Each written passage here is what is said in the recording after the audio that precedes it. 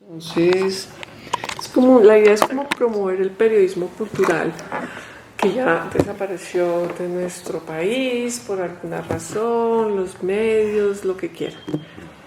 Y pues nosotros como revista, digamos, y proyecto cultural, pues eso es parte de nuestro centro.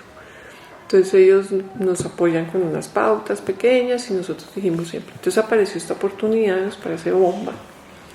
Pero tenemos dos opciones. Una, hacer una pequeña nota rápida para promocionar el elixir de amor, que la gente vaya, eso pues me parece que es como una cosa obvia. Pero también me parece que es una oportunidad de hacer una entrevista de profundidad. Entonces esto sería de pronto como una primera aproximación. Yo le quiero proponer, no se lo he contado a Andrés, que sea él mismo el que redacte la entrevista y haga con usted, no lo voy a tutear con usted, unas conversaciones posteriores, ya que va a estar acá, pues telefónicas o se toman un café y yo creo que puede ser bonito tener un dulce en digital para promocionar lo que es la ópera, con notas de la ópera misma y adicional complementar con una entrevista de profundidad ya en el Malpensante. ¿Sí? ¿Suena? Buenísimo, claro. Eso implicaría que hay más trabajo todavía. Agarrarlo en plena función me parece que podría ser interesante, ¿no? En estos momentos previos, ¿no?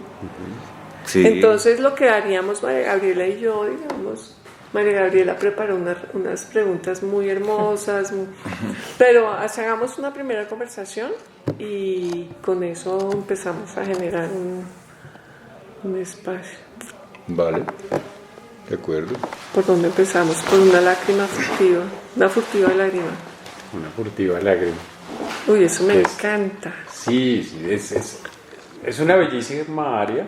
Sí. Definitivamente es también pues, una de las más populares dentro de la historia de la lírica, con dificultades técnicas importantes. Entonces pues también ha sido como un hito dentro del repertorio de tenores, pues, presentar una furtiva lágrima, ¿no? Sí, sí. Por favor. Interrumpamos. Que es que resulta medio pues gracioso, interesante, que él no la escribió para el elixir de amor.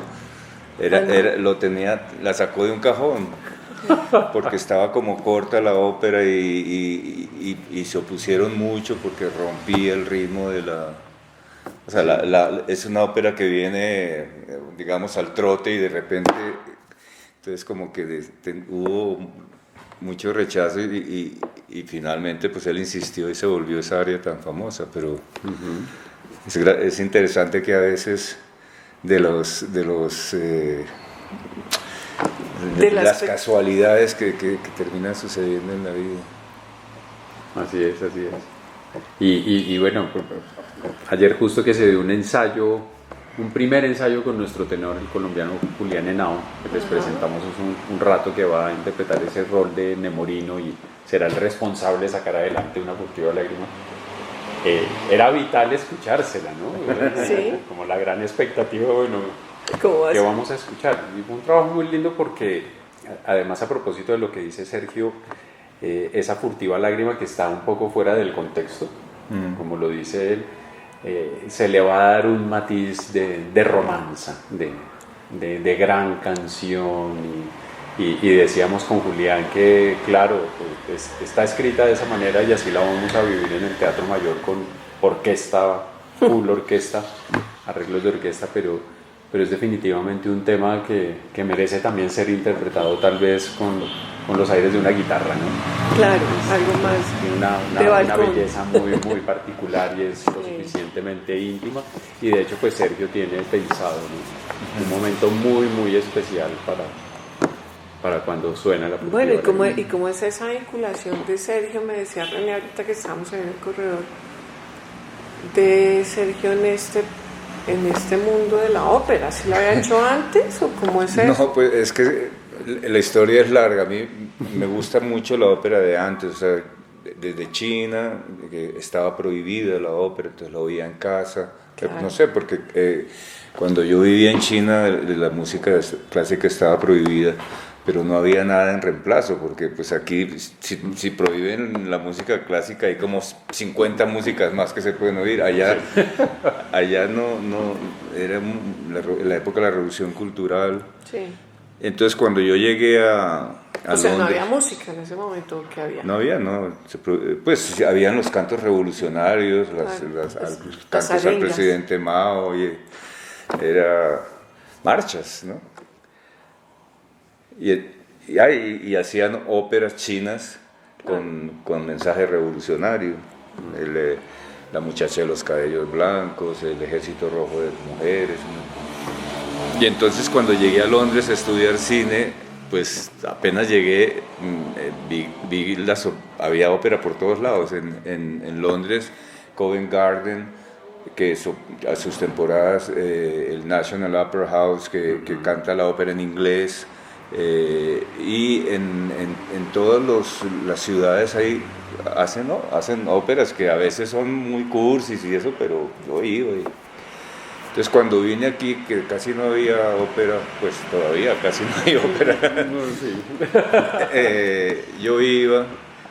Cuando yo, el primer premio que gané en mi vida como director de cine fue un premio, un cortometraje que yo hice sobre el diario de Alejandro de Humboldt en Colombia, el viaje de Alejandro de Humboldt en Colombia, que yo hacía de Alejandro de Humboldt y hacía de director, de operador, de guionista. Me parece conocido ese tema. No me he ganado un premio, pero hago de todo. Y bueno, y ganó el premio del mejor cortometraje, y el premio me lo entregó Gloria Sea. Entonces después, pues yo estaba muy joven, tenía 28 años. Después hablamos y entonces ella me contó que habían sido muy amigos con mi padre y con mi madre, cuando estaba casada con Fernando Botero, y hablamos un rato, y entonces, no sé, tal vez 1 año o 2 años después, daban ópera aquí, no me acuerdo, la Traviata o la Bohème, no recuerdo, una ópera conocida, y entonces fui y me encontré con Gloria.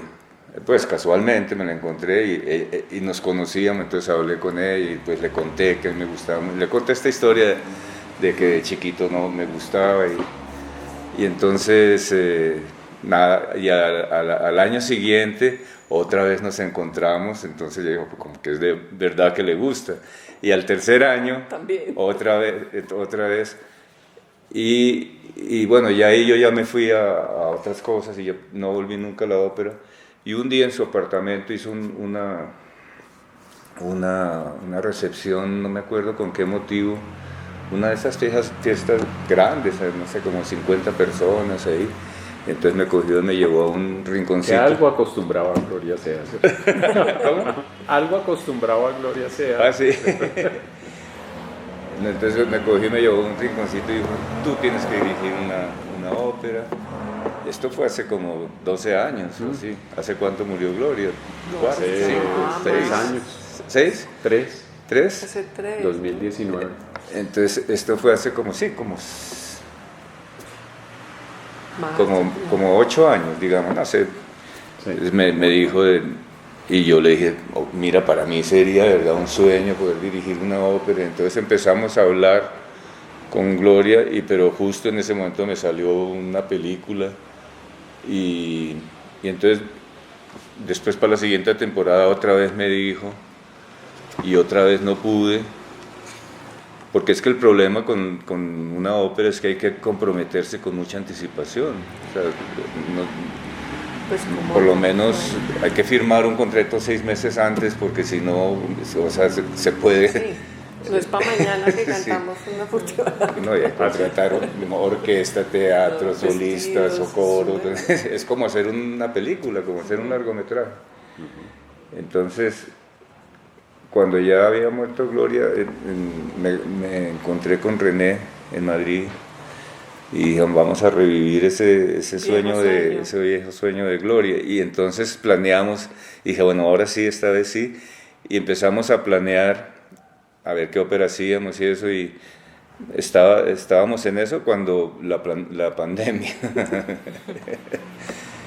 Y bueno, y pasó la pandemia, y durante la pandemia pues yo vi mucha ópera porque me había encerrado. Yo tengo muchas óperas en video,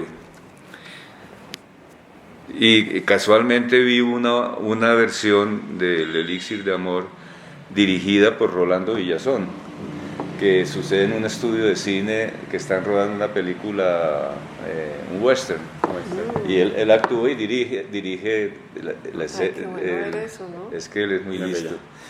Y entonces, mirando eso, como que se me iluminó la idea que ya venía trabajando de que el Elixir de Amor era la más indicada para hacer lo que yo quería, que era montar una ópera que sucediera en Colombia, pero que o sea, que fuera creíble, que todo fuera creíble. Entonces, la trama, pues el Elixir de Amor, como la mayoría de las óperas, es un melodrama, sí, pero la trama del Elixir de Amor se ajusta perfecto a una región alejada de los centros de poder. Entonces, mirando en el libreto original, que ya lo tenía, Donizetti pone, la acción sucede en un pequeño pueblo del País Vasco. Y él escribió eso en 1840, ¿no? Y en 1840 un pequeño pueblo del País Vasco era el fin del mundo, era allá detrás el Chocó de Europa. ¿Sí? Sí.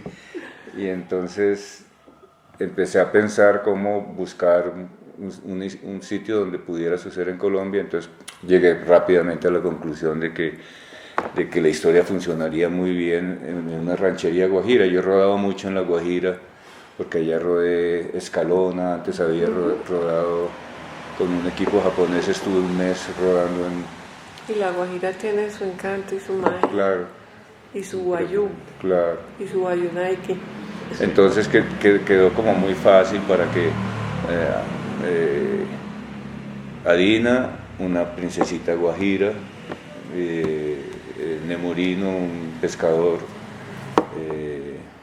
Belcore, que es el militar que llega, pues un militar de la Guerra de los 1000 días, porque yo estoy tratando de situar la película al final del siglo XIX, y Dulcamara es una mezcla de chamán y culebrero que llega contrabandeando, ¿sí? Palabrero. Los palabreros sí, son más sabios, ¿no? Sí. No son tan los palabreros no son pícaros, no, los palabreros son sabios. No, este es más chamán culebrero. Pues, y vende el elixir y eso. Y entonces la historia, pues, de verdad siento que encaja perfecto todo, y es muy bonito, visualmente muy bonito. Entonces ahí fue creciendo el entusiasmo, y hasta que nos decidimos desde noviembre estamos, bueno, desde antes, pero desde noviembre ya en serio, ya, con cosa concreta. Hablando con vestuario, escenografía, Y va a ser, bueno, mi cabeza ahorita tiene dos opciones: o irme a preguntarle a Sergio por qué el gusto por la ópera, ¿de dónde nace eso? ¿Cómo es ese gusto por la ópera? Porque eso no es así como tan, ¿no? ¿O no le puede gustar la música clásica? A mis padres les gustaba la ópera, bueno, entonces pero... yo lo escuché. Lo que pasa es que yo pienso que hay gente que no le gusta la ópera porque nunca la ha oído. Claro. Pues porque nunca la ha oído con la actitud de voy a ver, o porque solo la ha oído y no la ha visto. Pero, o sea, cuando tú oyes una ópera como Elixir de Amor, bueno, y tantas otras, o sea, La Traviata, o El Baile de Máscaras, La Fuerza del Destino, Don Giovanni, pues de Bizet, por ejemplo, la misma Carmen. Sí, pero digamos que no es tan difícil que a uno le guste la ópera, ¿no? De hecho, a mis hijas, de pequeñitas también, porque claro, oyen ópera en casa. Yo creo que mucha gente... ¿Ustedes de los que se encierran y la ponen a todo volumen? Yo la pongo a todo volumen sin encerrarme.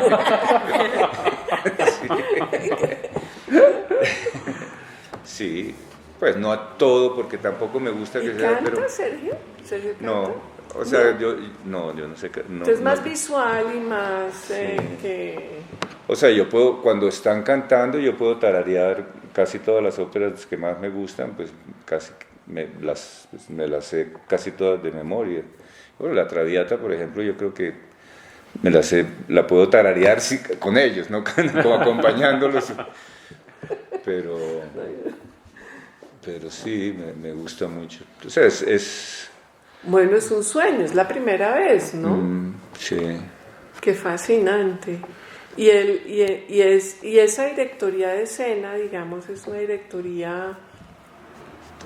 ¿Cómo se vive eso en diferencia al teatro o al cine? Yo personalmente he decidido que no hay diferencia.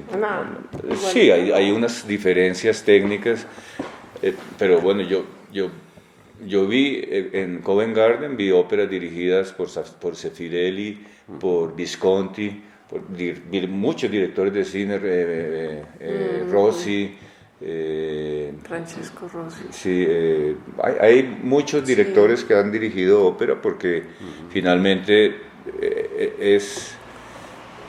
aunque no parece, es muy parecido al cine. ¿El neorrealismo está asociado a la ópera de alguna manera? Nada que ver. No, nada que ver. Sí. Lo que pasa es que la ópera es un espectáculo muy completo porque tiene todo. O sea, lo único que no tiene es cámaras, pero todo lo demás son las mismas cosas que uno usa en el cine. Es igual. O sea, yo digamos, enfrento el reto como si fuera una película donde cantan. Y lo que intento es sacar la máxima verdad posible de mis actores, porque pues para mí son actores que cantan. Y yo quiero que transmitan verdad, y desde el casting mismo yo le dije a René, bueno, vamos a hacer un casting donde todo parezca verdad, o sea, que él sea un chico guapo y ella una chica bellísima, y el chamán que sea un tipo que de verdad parezca un culebrero, o sea, porque hay óperas donde eso no importa. O sea, yo he visto muchas veces óperas donde Violeta muere de tuberculosis en una cama con 120 kilos de peso. Sí, y digamos, tú, porque finalmente lo que haces es construir un mundo virtual, y pues en esa virtualidad la gente acepta que esta Violeta pues tiene tuberculosis, aunque no lo parece, ¿no? Pero uno entra. Pero desde luego es mucho más bonito si tú logras crear esa virtualidad sin nada o con el mínimo. Por ejemplo, la que estaban montando, el último ensayo que yo vi cuando estaban montando... ¿En el Mayor? Sí, Tosca. Ella era como, le doblaba en edad a chico, entonces claro, pues eso puede pasar. La esposa de Sarkozy le lleva 30 años, sí, pero, o 20, no sé, esas cosas pasan, pero son excepciones. ¿Qué? ¿De Macron? No, la de Macron. Sí, digo que pasan, pero claro, como son excepciones, para tú construir el mundo virtual necesitas que todo tenga como una lógica y una explicación, y que haya como armonía en lo que propones. Entonces, por ejemplo, desde el casting al coro, a todos estamos buscando que correspondan con precisión al personaje, porque cada pincelada de verdad que tú das hace que la gran verdad suceda. Como te decía, durante muchos años, pues yo creo que durante mucho tiempo eso no importaba, pero se valoraba un arte por sobre la historia. Exacto. Sí. Y de musical primaba. Claro. Y de hecho no se movían mucho, salían y cantaban mirando al público, era como... Pero de repente, no sé desde cuándo ha empezado esa ópera contemporánea donde la actuación es muy importante, donde la puesta en escena es muy importante, donde la forma en que se mueven es muy importante, donde todos esos juegos que ayudan a que el público entre en la historia y se conmueva un poquito más, todo eso, porque la verdad genera fuerza. Y yo a veces pienso, hay actores solistas que yo he visto en escena, y pues también los he visto en video, a Pavarotti, a Bergonzi, al español, a Plácido Domingo. Bueno, Plácido es un poquito mejor, pero por ejemplo Pavarotti, si empezara su carrera hoy en día, o sea, si Pavarotti tuviera 30 años y actuara como actuaba, de pronto no hubiera llegado a donde llegó. Muy seguramente no hubiera logrado la carrera. O sea que hoy es más exigente, digamos, en el escenario para un cantante de ópera su habilidad actoral. Total. No es que sea más importante, sino es más importante el conjunto. Entonces yo creo que el público prefiere voces menos perfectas, pero que la combinación de la actuación y el canto den como resultado una actuación perfecta. Y en esas cosas hay que ser flexible, entonces seguramente el público prefiere ese conjunto, porque eso pasa también en el cine, o sea, o sea, a mí me pasa mucho que tengo actores en una película, tengo actores muy buenos y actores no tan buenos.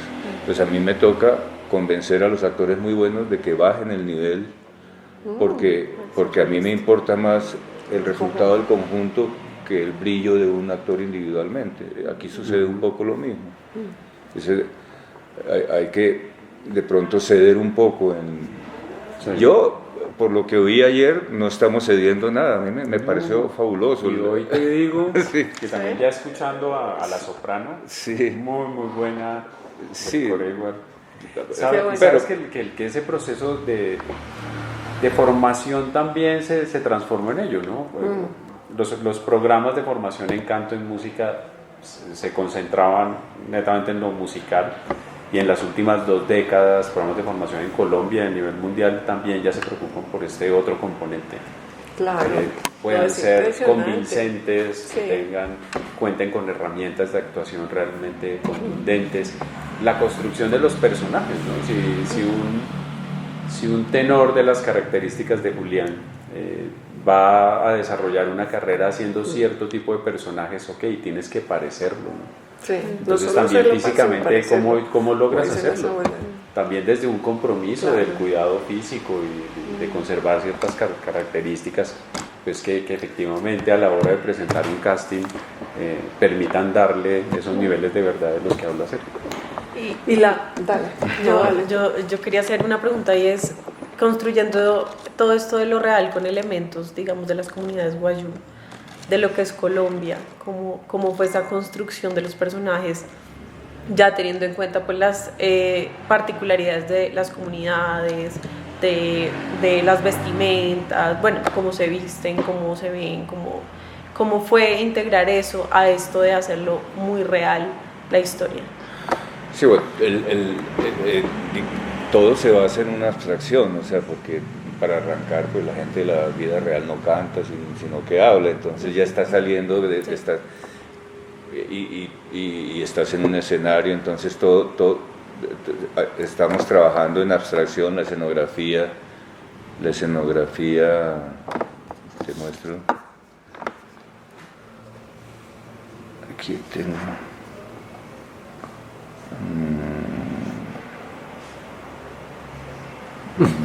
¿Sí tienes a la mano algo? ¿Ah? ¿Sí tienes a la mano? Sí, aquí lo tengo.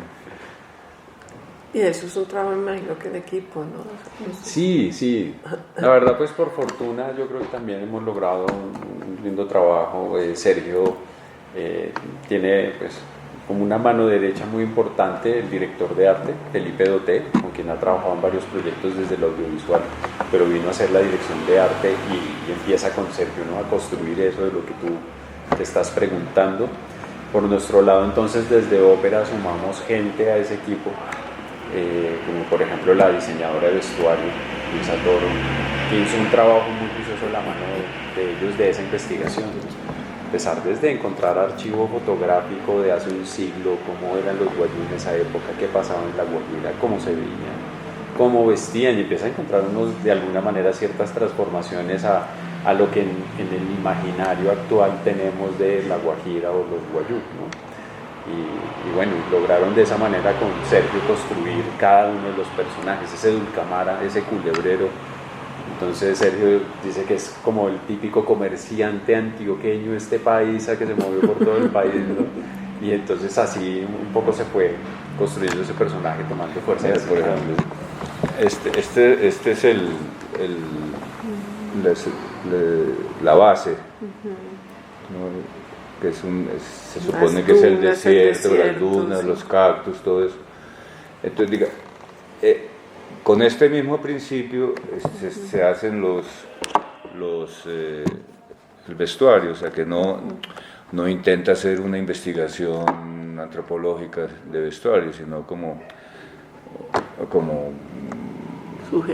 coger lo más característico y tratar de llevarlo como hacia la época, y a veces inventando y a veces recurriendo a las fotos. Pues, todo el juego de la abstracción debe mantenerse hasta llegar al vestuario y a los objetos. Entonces, mientras más cercanos están por ejemplo, el vestuario es mucho más realista que la escenografía,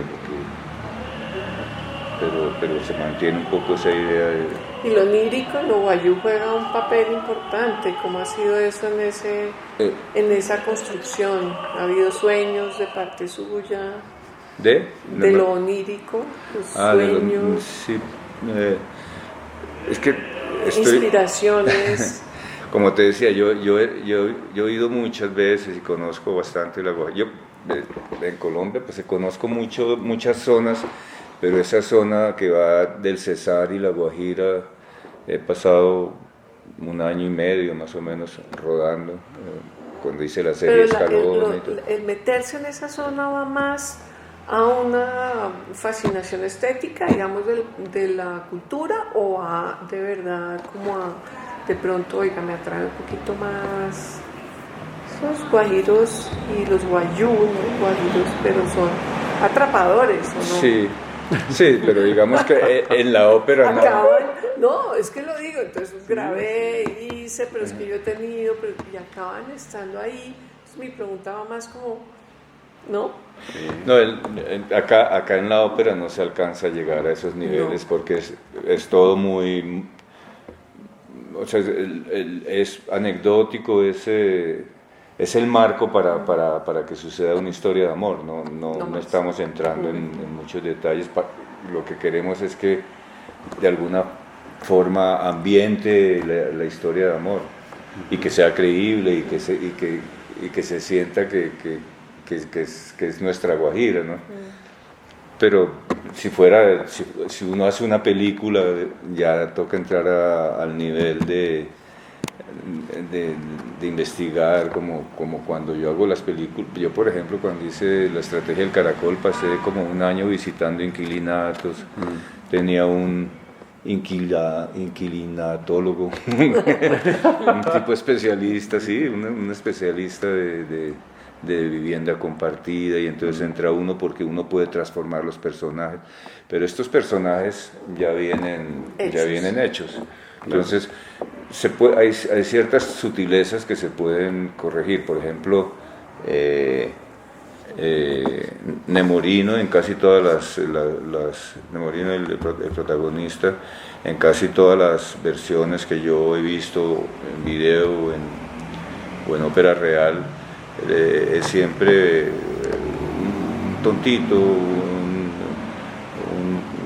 casi como retrasado mental. O sea, he visto algunas donde es francamente, sí, pues yo no quiero que este Nemorino sea así. Yo quiero un Nemorino que es listo, avispado y eso, pero es tímido, y cada vez que se va a aproximar a ella, y por eso necesita el elixir, y como el elixir Claro. es vino, pues whisky. En este caso. Claro, En este caso, para el soltar. Sí. Viejo barro. Entonces, igual que nosotros, él se desinhibe y logra hablar con ella, pero a mí, por ejemplo, no, hay un concepto, y he visto algunas recientes que muy desafortunadas, de que la ópera bufa es payasesca, y yo no creo. O sea, yo creo que es bufa porque pasan cosas divertidas, pero no tienen que ser payasos. No tienen ¿no? Es que, por ejemplo, la del Teatro de Lima, hicieron una que Esa trancadera de verdad existe, ¿no? Y el Abrecamino son parte del drama humano, no son, Sí.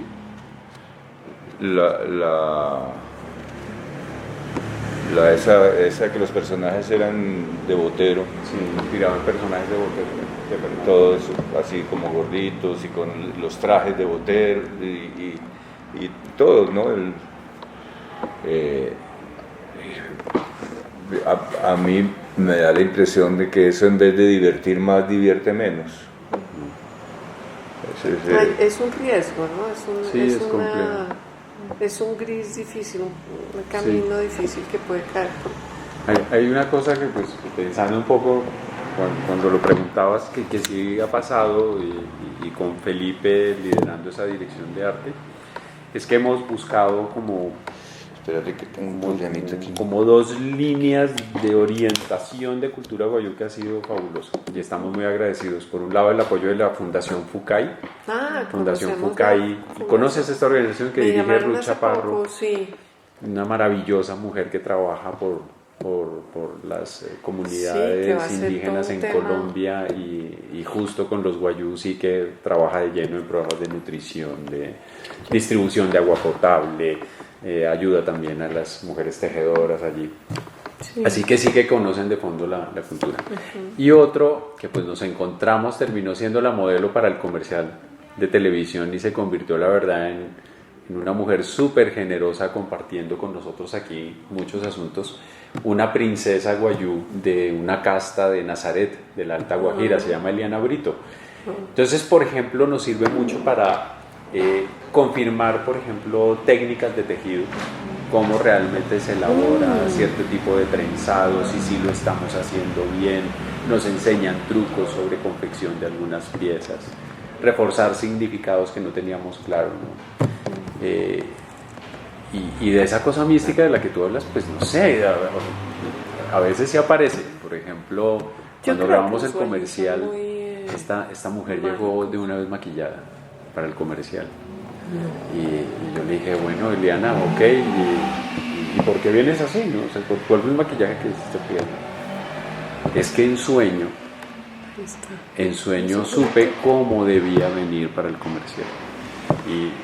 Y me explicó su maquillaje, que es El Camino a la Eternidad, se llama, el que justo traía puesto ese día. Pero para ella efectivamente fue que en sueño le llegó el mensaje de que debía venir de esa manera. Es una cosa muy lo onírico, lo guayú es muy importante. Sí, es esencial. Voy a buscar una fotografía para mostrarles. Entonces, lo hemos hecho con mucho respeto, ¿no? Integrándolos y con su comunidad, pues tratar de entender importantes cosas. En realidad es ella. Y mira el maquillaje. ¡Wow! Precioso. Bella. Las líneas es el camino de la vida por donde estamos siempre moviéndonos, y los puntos, las huellas que dejamos precisamente en ese caminar.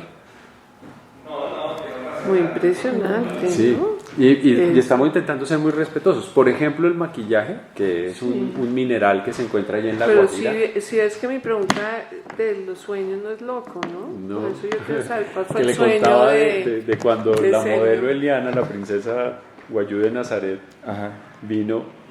Ella llega a Sergio así, lista. Y nosotros hasta nos impresionamos, como, oye, ¿por qué no te cambiaste aquí? ¿No? ¿Qué lo habías podido hacer? Y le pregunto yo a Eliana, oye, y bueno, ¿y por qué viniste ya con este maquillaje? Y me dice Eliana, en sueño sabía que debía venir a y yo no este tengo es el camino a la eternidad. O sea que no tenemos un sueño de Sergio Cabrera con el elixir de amor en la Guajira, ¿sí? Mándame No tenemos un sueño. Un sueño. Un sueño con los guayú y con el elixir de amor. No. Porque usted es bastante más racional de lo yo soy muy racional. Sí. Soy racional al punto de que pienso que a veces pero no lo ha sorprendido nunca un sueño que diga alguna irracionalidad. Nunca le ha pasado en la vida nada. Sí, pues, pero o sea, me imagino que sí, pero no como para convertirlo en una obra, ¿no? No, pero digamos como para convertirlo en... Pero me ha pasado que los personajes de mis películas me despiertan. Bueno, pues... O sea, ¿sí? Yo siento que me despiertan, me despierta el perro Romero, pero de pronto estaba soñando con él, pero no, yo poco ¿sí? me recuerdo de los que sí. Bueno, pero personajes así tuviste mucho, Escalona tiene mucho de onírico. Hasta Ilona, sí, no, yo he hecho muchas cosas oníricas, pero no son el resultado de sueños míos. Wow. Claro, no lo digo porque los guayús son muy oníricos, justo lo que me acabas de contar, lo digo porque... Muy onírico. Porque tengo algunas... Nosotros nos escuchamos, ellas vienen y bueno, vamos tomando como nota de todo. Todas esas apreciaciones han servido mucho, sobre todo, ¿verdad?, para el departamento de vestuario y lo que tiene que ver con elementos de tocado. Bueno, ¿y por qué? Bueno, digamos que más allá de lo guayú, que se vuelve un escenario, la Alta Guajira, ¿sí? ¿Se inserta esta ópera en un contexto colombiano? ¿En algún momento? O sea, ¿cómo ¿En qué? En el contexto colombiano hoy, los cambios que estamos viviendo políticamente, ¿cómo lo ves? ¿O simplemente un entretenimiento? ¿Pero en la ópera? Ahorita, No, o sea, como en esta actividad, digamos, suya, y la acción de volver a la escena y de volver, ¿no?, a estar acá, ¿cómo es eso? ¿Cómo siente el país? Pero en general, no en relación a la ópera. Sí, pues digamos la ópera es una excusa.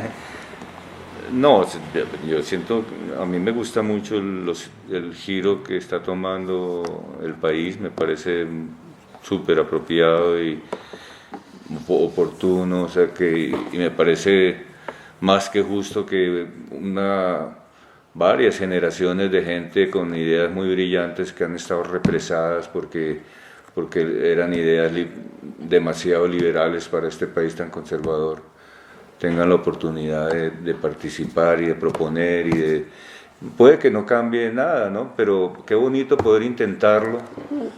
Yo desde que empezó la campaña decía, bueno, puede que las cosas no salgan bien, pero peor no van a quedar peor porque estábamos muy mal. Entonces yo por ejemplo, casualmente hoy hablé con la ministra de Cultura y hablé de esos temas, de lo importante que es que haya en este momento gente que de verdad cree en la importancia de la cultura, que va a luchar porque haya cultura nacional, porque haya espacio para no solo el negocio. Es que sí, es importante que haya negocio. No, para el entretenimiento, claro, entendido como únicamente un negocio, ¿no? Pero sí intentar que, bueno, muchas cosas que se pueden hacer, de que el sector privado apoye el desarrollo de la cultura popular y de la cultura nacional, o sea, que no sea solamente... ¿Y en su parecer qué hace falta?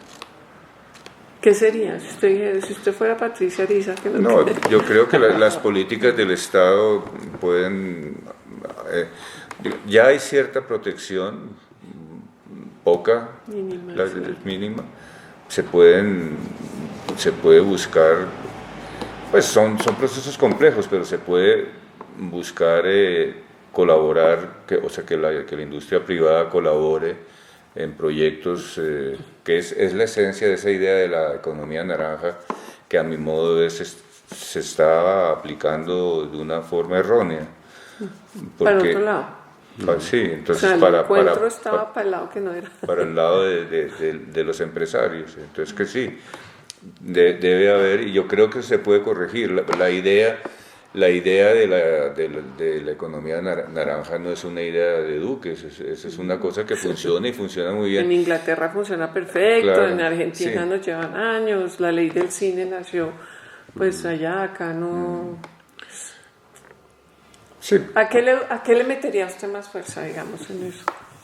No, o sea, yo le metería más fuerza a la sí. cultura y a la educación. En este país, cultura y educación es lo único que nos puede llevar a tener un país donde la gente no se odie, no se mate, no haga guerra.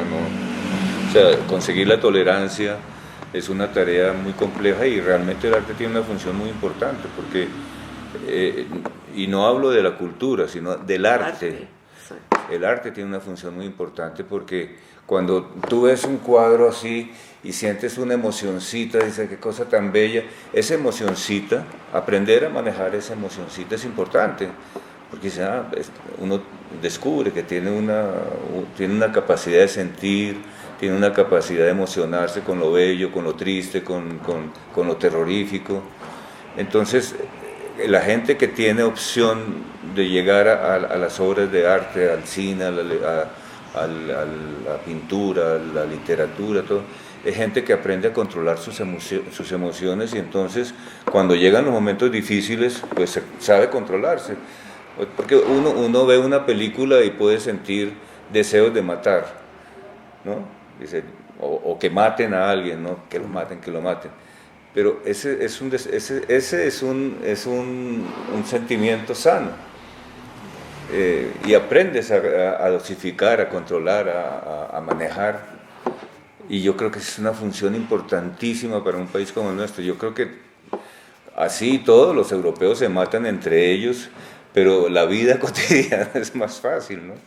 A mí una vez me decía me hicieron una entrevista y darle a preguntar sobre la violencia en Colombia y hasta que me sacaron la piedra y digo, pero es que ustedes hablan tanto de violencia, violencia aquí que han hecho 2 guerras mundiales, eso es violencia. Nosotros nos estamos dando pellizcos muy doloroso, pellizcos que duelen mucho y que mueren mucho, pero que nos vengan, les fascina ver nuestra violencia y ellos, mira ahora los rusos y los ucranianos ahí matándose por nada, o sea, porque no tienen un motivo siquiera. Entonces, yo sí siento que la función que cumple el arte y ya también la cultura y la educación en el país son fundamentales y son los que menos recursos tienen. Pues eso sería lo que yo trabajaría. Pero hay una cosa súper importante que debe dar claridad, y es que el papel de los intelectuales en los procesos de desarrollo de los países no es la función de salvadores. Nosotros, los intelectuales no podemos solucionar problemas, esa no es nuestra función, nuestra tarea, y aunque quisiéramos no podemos. Nuestra función es detectar los problemas y poner el dedo ahí con ejemplos, y para que los grandes especialistas, los científicos, los políticos, en fin, los que de verdad están preparados y educados para solucionar problemas, vengan y los solucionen. Entonces, la función del intelectual es un poco la función del cartógrafo que hace el mapa de la sociedad. Y eso es algo que hay que tener en cuenta, y es que sin un buen mapa no llegas a ningún lado. Y eso es como mi mirada. No, muy bien, porque digamos, pues estamos desde el malpensante, digamos, como una función de construcción, claro, de pensamiento, exacto, crítico. O sea, recientemente, de hecho te encargo todavía el libro porque me lo estoy leyendo así como un dulce, es el de Amartya Sen, sus memorias. Amartya Sen yo soy economista, escribe esas memorias, es premio Nobel, se inventa toda esta teoría de las capacidades. Entonces el tema de la desigualdad no es un tema únicamente de que es que no hay plata o si hay plata, sino de quiénes tienen voz y quiénes no tienen voz, y cómo es esas fuerzas de relación de poder entre unos y otros. Pero lo más hermoso de ese libro no es, más allá de las anécdotas de su vida, que está muy bien escrito de hecho, es un indio, ¿no? Bengalí, es que cuenta cómo nace un pensamiento alternativo y crítico en un mundo de pensamientos y de ideas fuerza muy, muy duras, ¿no? Entonces a lo que voy es eso, o sea, es como el arte y como finalmente la cultura también es un ejercicio de construcción de pensamiento crítico que debe ser puesto al servicio de un bienestar, literalmente, o sea, puesto en las palabras parafraseando a Senjo, tan simpático, pero básicamente eso. Y digamos que ahí una de las grandes críticas de los últimos tiempos es justamente el tema que has puesto ahí sobre la mesa, que es el papel de los intelectuales. ¿Ya definiste cuál es el papel de los intelectuales? Pues según mi mirada. Sí. Pero me parece que adolecemos de intelectuales en este país. ¿Qué opinen? ¿No? Es que como por culpa mía se descuadraron los horarios, esperen un segundo. No te preocupes, dale. Así es. Aló. Ojalá Patricia pueda pellizcarle el presupuesto nacional un poquito más, ¿no? Ojalá. Vamos a ver qué logra, pero bueno, tiene que buscarlo y ella lo está gestionando, pero hablar de un logro en el que sé que obviamente está en consonancia con presidencia, ¿no? Si tenemos en este momento una interesante atención por parte del gobierno nacional, ¿no? Es como un poco lo que nos ilusiona, que efectivamente se logren fortalecer las expresiones artísticas, manifestaciones culturales en general, y que todos tengan voz y la gestión cultural realmente esté fortificada. Y eso en la ópera, ¿cómo es? Pues hacemos un paréntesis de la entrevista de Sergio, pero ¿cómo es eso en la ópera? Eso ha sido muy complejo, porque es que además, primero el modelo mismo de gestión de la ópera en Colombia es macondiano. Casi el mundo entero, en un muy altísimo porcentaje, es una gestión 100% del Estado, financiada por el Estado.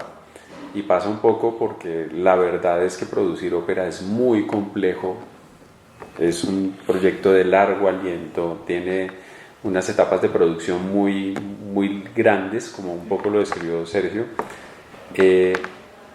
Cuesta, por lo tanto, mucho, y generalmente, si queremos que el público lo pueda apreciar, debe ser subsidiado por alguien. Claro, eso es como la gran dificultad. Y acá en Colombia, desde hace ya algunas décadas, se decidió que no. Entonces que vean a ver dónde consiguen la platica. Vean a ver, por allá pues la frase célebre de algún ministro de Cultura: el que quiera ver ópera debe ir a Nueva York. En ese momento fue cuando se corta completamente la conexión del Estado con la gestión de la ópera. Y es un poco el por qué existe, por ejemplo, la Fundación Camarín del Carmen Ópera de Colombia. Y es porque efectivamente cuando eso pasó, hace un poco más de 3 décadas, personas que tenían que ver con el mundo de la ópera, que les dolía lo que estaba pasando, se acercan a Gloria Ciá y le dicen: oiga, vuelva a salvar la patria y invéntese algo para que el país vuelva a contarte una ópera. Y así nació esta fundación, la Fundación Camarín del Carmen. Y mucho tiempo estuvimos solos un poco. Algunas iniciativas también privadas, por ejemplo en Zarzuela, como la Fundación Jaime Mansur, como por comentar algunas, o Prolírica en Medellín, Arte Lírico en Bogotá también. Y esas fundaciones tienen un ciclo y terminan, porque es que finalmente la gente se cansa también de... Claro, de estar como pedaleando por un sueño y un trabajo lleno de pasión, y gente como Gloria Ciá, como Jaime Mansur, que por cierto nos abandonaron el mismo año, ¿no? Una cosa complicadísima. Eran estos gestores Quijotes completos del arte, luchando contra corriente y protegiendo, ¿no? la vida del género lírico. cuando es necesario que efectivamente, pues para que esto funcione, realmente tenga unos cimientos fuertes, el Estado ya empieza a hacer un trabajo más juicioso. Por fortuna, entonces ahora tenemos también teatros preocupados por ello, como el Teatro Mayor Julio Mario Santo Domingo. Sí, él hace una labor impresionante. Sí, y entre todo ese trabajo maravilloso y una programación muy vasta, ecléctica, como pues debe ser, contemplan la ópera como una necesidad, ¿no?, dentro de la oferta cultural para Bogotá, para Colombia, y bueno, logramos por eso contar con es ese interesante apoyo. En este caso, pues ese nexo con una pata en el territorio colombiano, por decirlo así, pero como anclar esas artes, ¿no? Apuestas también como más de culturas populares, ¿no? Que no es fácil, porque entonces se cae también en el otro lado y es solo lo popular. Fíjate que estamos en la ópera, exacto. ¿no? O sea, es como, no, Sí. ni tanto que queme al santo, ni tanto que no lo alumbre. Cuando pues lo interesante es que pues fuera parte de la oferta, ¿no? Claro, como no, es que todo es educativo, finalmente, todo es pedagógico, todo Sí, es... sí. Y volviendo a ese tema, es unir, digamos, las artes como un punto de imaginación, de sensibilidad, de creatividad, pero también de pensamiento crítico. Es decir, hay una sociedad sin eso no puede construir, no puede salir adelante. O sea, recientemente leía, bueno, no sé, no quiero quitar mucho tiempo, pero leía un libro que se llama La Mata. La Mata lo conocen, es una mujer, una pelada más o menos joven, que hace un poema sobre la masacre del Salado.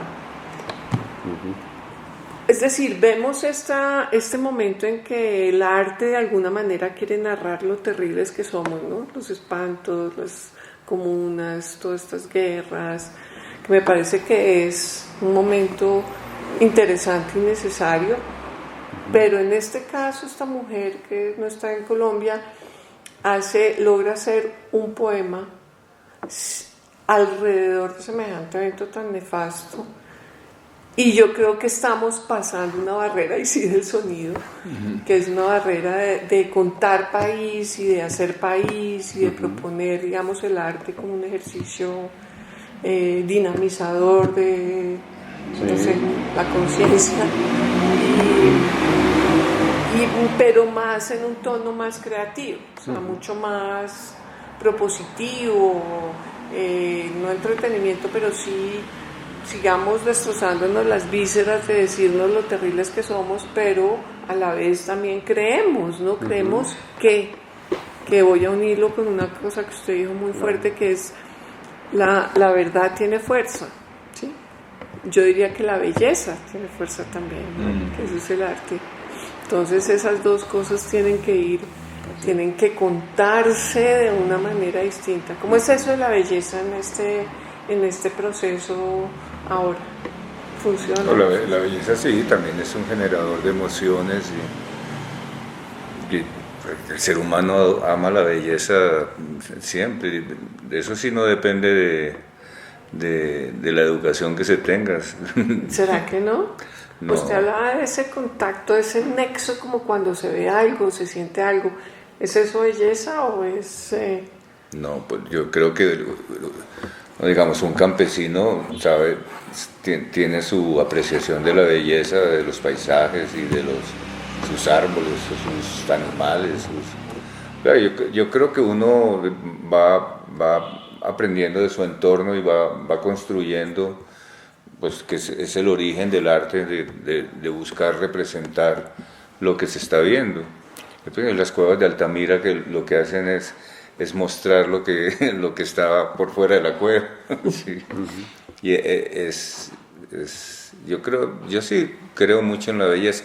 Lo que pasa es que la belleza no tiene que ser tan perfecta como nos han enseñado. Hay mucha belleza en la imperfección, hay mucha belleza en la diversidad, mucha belleza en lo diferente, y el ser humano odia lo diferente. O sea que cualquier cosa diferente, por bella que sea, en un principio se rechaza, y se rechaza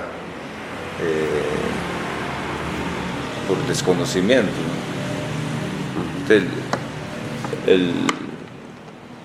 Yo, por ejemplo, que viví tantos años en China, a mí la belleza china me parece de una perfección impresionante, pero la mayoría de la gente que yo conozco no la alcanza a distinguir. Claro, por ejemplo, una mujer bonita es bonita, no importa de qué raza sea ni nada, pero la belleza de la imperfección, sí,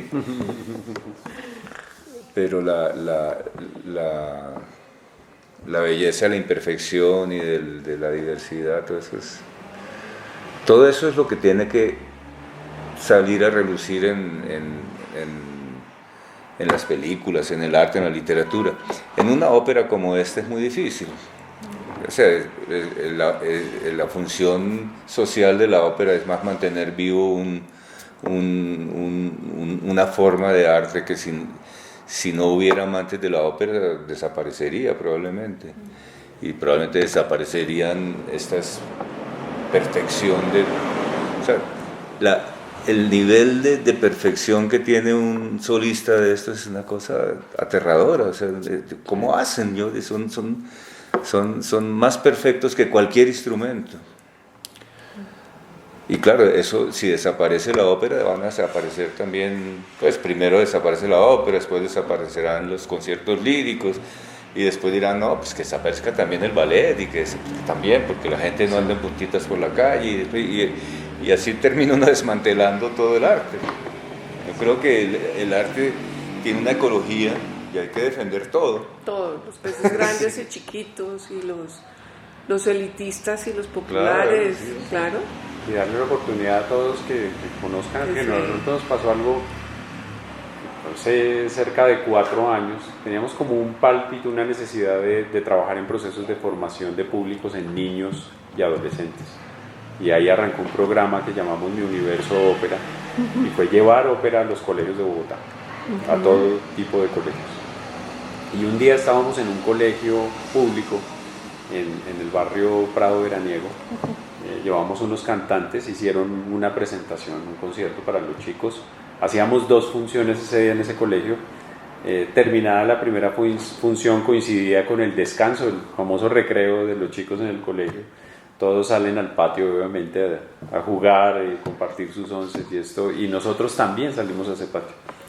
Estaba yo con uno de los cantantes que se había presentado minutos atrás, y aparece un niño como unos 12 años y me dice, oiga, este man, refiriéndose al cantante, lo señala, este man canta mejor que Maluma. Y nosotros no llevamos ningún discurso, llevamos un piano y estos hombres que cantaran y sencillamente maravillaron con su voz, ¿sí? Pero un poco todo este asunto de la belleza, pues ella por sí sola se defiende, ¿no? Sí, en cambio hay gente que defiende la corrida de toros porque eso es un arte milenario. No, por mí se pueden acabar, o sea, cada cual que defienda lo que quiera, ¿no? Pero y te dicen, no, es que va a desaparecer el toro de Lidia, que es un animal bellísimo. Y dice, pues bueno, yo a mí, por mí que desaparezca, ¿no? Entonces, pues que lo defiendan ellos. Sí. Pero realmente eso que yo llamo la ecología del arte es importantísimo. No se puede dejar morir ningún arte, aunque cueste, aunque tenga un costo incluso monetario muy alto, tiene... Pues es que tiene un valor simbólico esencial y pedagógico, un valor de construcción de sociedad, más allá de lo monetario, eso es cierto. Pues no sé, yo lo que creo es que con esto tenemos buen material para construir una buena, pero yo quisiera que no terminara la conversación acá, Sergio, en el sentido de que vamos a revisar el material, lo transcribimos y podemos de pronto como, ¿cuánto tiempo van a estar acá? ¿3 semanas? Hasta el 16, ¿no? Aquí hasta el 16. No, pero